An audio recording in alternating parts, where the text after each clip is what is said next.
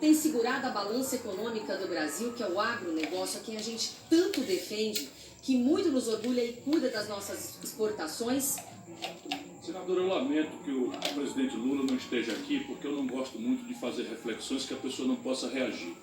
Porém, o PT e o governo Lula, os 4 mandatos, devastaram a indústria nacional brasileira. Só para você ter uma ideia, em 80, o Brasil era quase 6 vezes a China. Hoje a China é quase 20 vezes o Brasil. E isso faz com que o Brasil tenha uma dependência brutal de importar tudo que é manufaturado do estrangeiro. Vacina, remédio, prótese, cama de hospital, meio de diagnóstico médico, toda a eletroeletrônica, tudo é importado do estrangeiro. Eu tenho uma política para reindustrializar o Brasil. Enquanto isso, deixe que eu lhe diga que eu gosto de refletir com as pessoas para que elas entendam quanto é grave esse conjunto de argumentos que eu estou tentando fazer. Quem carrega o Brasil nas costas é o saldo comercial que a agricultura e a pecuária brasileira de todos os portos faz. Eu lhe dou o número. Quando o Brasil cresce 2 pontos, que é o que tem crescido em média esses 11 anos aí de PT, de 12 anos de PT, o Lula só fala do período dele. Depois esquece que a Dilma derrubou 7% do PIB brasileiro. Pois bem, quando o Brasil cresce 2 pontos, o buraco na conta com o estrangeiro é de 130 bilhões de dólares. Quem paga a conta? O agronegócio. Isso quer dizer que o agronegócio está livre para fazer tudo o que quiser e bem entender? Claro que não. E o setor mais moderno e avançado do agronegócio já sabe que tem que produzir em bases sustentadas. Isso é que nós temos que estimular, o bom exemplo, que é generalizadamente a característica da maioria. Portanto, não tenha dúvida de que toda e qualquer perseguição ao agronegócio é um tiro no pé. Por favor, a réplica, candidata Soraya. Infelizmente, o candidato realmente não está aqui, mas o povo brasileiro precisa saber dos projetos dele, que é inclusive limitar a exportação de carne.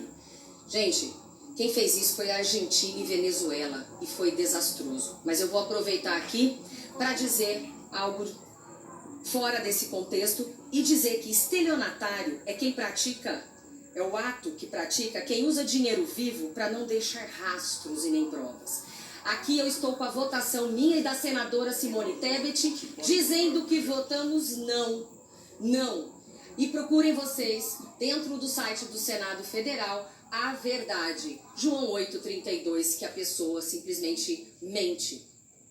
A réplica, por favor. Bom, o Brasil precisa entender o que está acontecendo. Nós tínhamos o maior pulso de crescimento do mundo. Crescíamos 6,7% ao ano, meio século, entre os anos 30 e os anos 80. Dali dos anos 80 até 2010, o Brasil caiu para 2,6%. Isso crescendo assim, com a população nascendo 2.700.000 pessoas por ano, nós começamos a empobrecer. E nos últimos 11 anos, 3 de Bolsonaro e 8 de PT, o Brasil tende a crescer 0 pela primeira vez em 120 anos. Nós precisamos desesperadamente entender isso. O tamanho e a profundidade da crise econômica e por que a governança política do país levou à cassação e à desmoralização todos os presidentes que concederam a corrupção.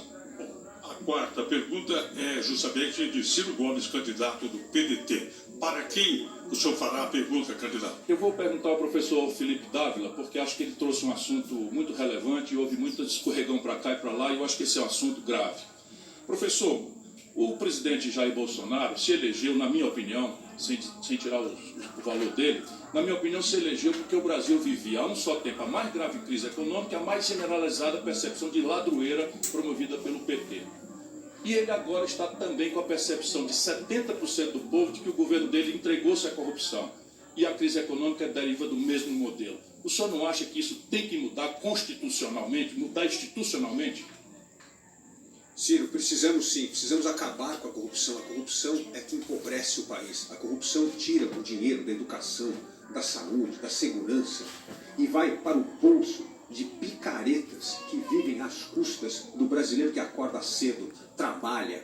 Portanto, nós precisamos acabar com a corrupção. E só tem um jeito, você colocar gente séria no poder. É você, eleitor, que vai decidir se o governo vai ser conduzido por um corrupto, safado, ou se vai ser conduzido por gente honesta. É o seu voto, é a escolha que você vai fazer no dia 2 de outubro. Portanto, se no dia 2 de outubro você cair no conto do vigário e votar em corrupto, não espere um governo honesto. Se você votar em gente incompetente, não espere ver a economia voltar a crescer, prosperar. É como o Ciro disse, nós não vamos crescer nunca. Nós vamos continuar crescendo 0, 1, 2%. E se o Brasil não crescer, não gerar renda e emprego, não tem como resolver a questão da pobreza no Brasil. Todo país que resolveu a questão da pobreza é país que abriu a sua economia para o mundo, que competiu no comércio internacional, como é o caso do agronegócio, o único setor da economia que compete no comércio internacional. O agro é que fez o nosso PIB crescer, esse PIBinho de 2,5%. Portanto, está na hora de abrirmos a economia, termos uma pauta ambientalmente correta, combater a corrupção. E você precisa votar em partido como Novo para acabar com a corrupção. A réplica, candidato Ciro. É isso, professor. Eu creio que o presidente Bolsonaro teve uma oportunidade de ouro de mudar radicalmente. E o sistemão que o apoiou contra o Lula e o PT lá atrás, para não deixar que eu chegasse, botou a faca no pescoço, trouxe acusações sobre os filhos, e aí está o Brasil de novo desastrado, desmoralizado, e teve a proeza o Bolsonaro de ressuscitar o Lula. Ali, em 2018, as pessoas tinham clareza de que o PT tinha virado essa coisa trágica de corrupção e de desmonte econômico do Brasil. E o Bolsonaro recebeu da mão do povo brasileiro essa oportunidade e conseguiu a proeza de ressuscitar o Lula, que se dá o luxo, inclusive, meu irmão, de não vir sequer dar satisfação aqui, porque que terminado o seu mandarinato,